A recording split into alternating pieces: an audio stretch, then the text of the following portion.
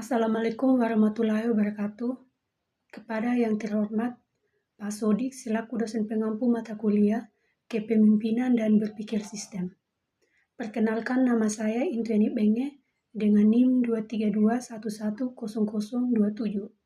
Di sini saya akan memaparkan materi saya dengan judul Meningkatkan Keamanan dan Kenyamanan di Lingkungan kos. Latar belakang, meningkatkan keamanan dan kenyamanan di lingkungan kos merupakan isu krusial yang memerlukan perhatian serius. Kos-kosan sebagai tempat tinggal bersama yang biasanya dihuni oleh banyak orang dengan latar belakang dan gaya hidup yang berbeda-beda, memiliki kerentanan unik yang berpotensi memicu berbagai masalah latar belakang. Perlunya meningkatkan keamanan dan kenyamanan ini dapat dikaji beberapa aspek penting.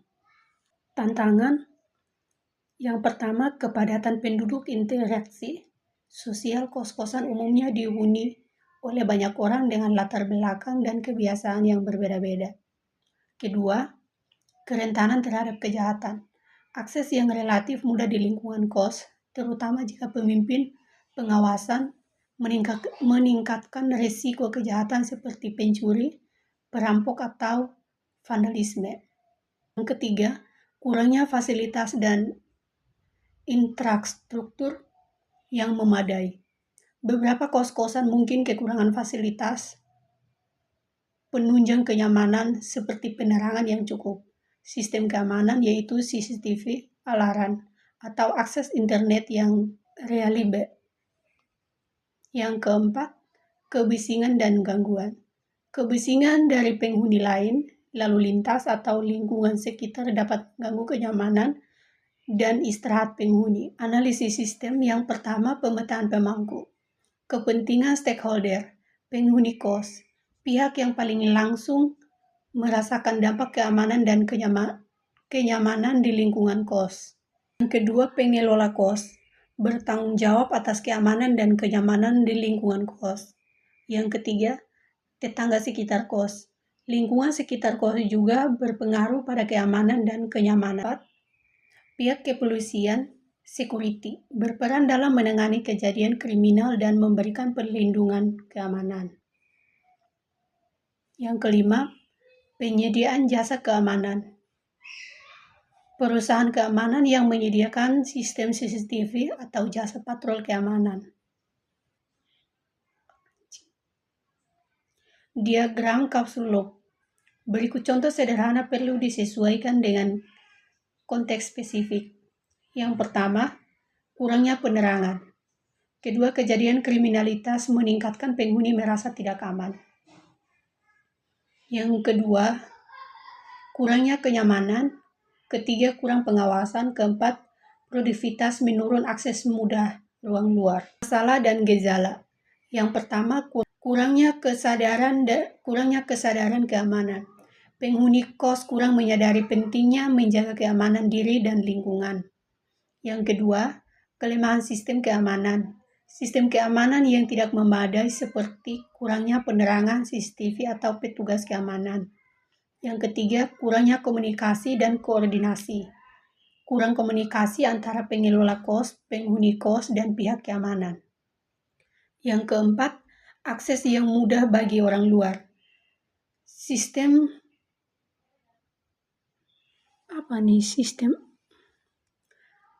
Yang keempat, akses yang mudah bagi orang luar.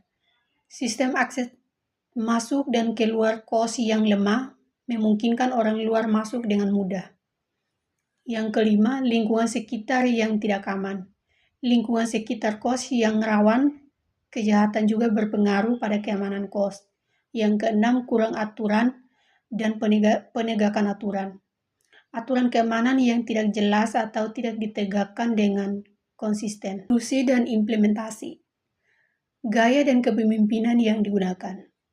Gaya kepemimpinan yang digunakan adalah kepemimpinan transformasional yang dipadukan dengan kepemimpinan partisipatif. Kepemimpinan transformasional dibutuhkan untuk menginspirasi dan memotivasi semua pihak untuk berkomitmen terhadap peningkatan keamanan dan kenyamanan di lingkungan kos. Pengelola kos harus mampu menjadi visioner, menetapkan standar tinggi, dan memberikan contoh yang baik. Yang pertama, menyusun visi yang menarik. Visi ini harus menarik dan bermotivasi sesuai pihak untuk berpartisipasi.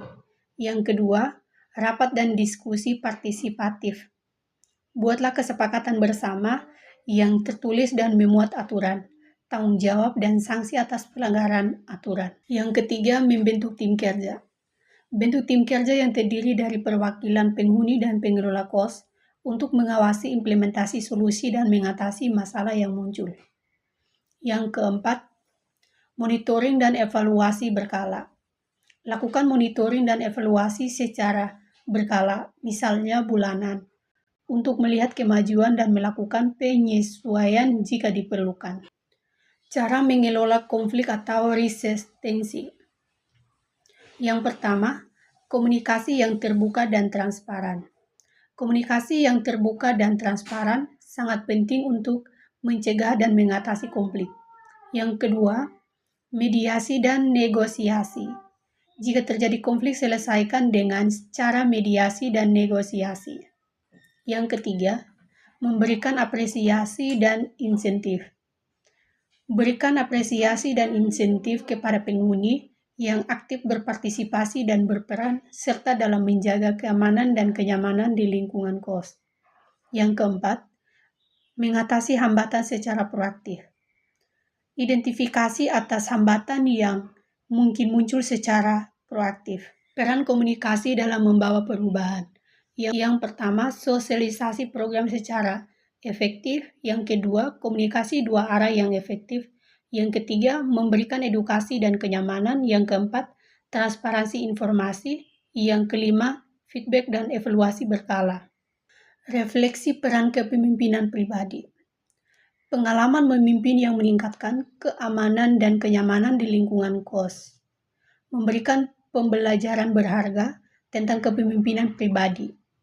Prosesi mengajarkan pentingnya kepemimpinan transformasional dan partisipatif. Kepemimpinan transformasional dibutuhkan untuk menginspirasi visi dan misi bersama akan di lingkungan kos yang aman dan nyaman. Mari kita belajar untuk mendengarkan dengan aktif, menghargai setiap masukan, dan mencari solusi yang konsensual. Ini penting dalam masukan dan menghargai setiap masukan dan mencari solusi yang konsensual. Ini penting dalam membangun kepercayaan dan kolaborasi. Namun perjalanan ini tidak selalu mudah. Kita menghadapi tantangan dalam mengelola konflik, menangani resistensi, dan memastikan komunikasi yang efektif. Kita belajar untuk menganalisis situasi dengan teliti, mempertimbangkan berbagai perspektif, dan memilih solusi yang paling tepat efektif. Pentingnya monitoring dan evaluasi juga. Kita pelajari untuk memastikan program berjalan sesuai rencana dan melakukan penyesuaian jika diperlukan. Kesimpulan, lingkungan kos yang aman dan nyaman akan meningkatkan kualitas hidup penghuni dan memberikan rasa tenang serta mendukung produktivitas mereka.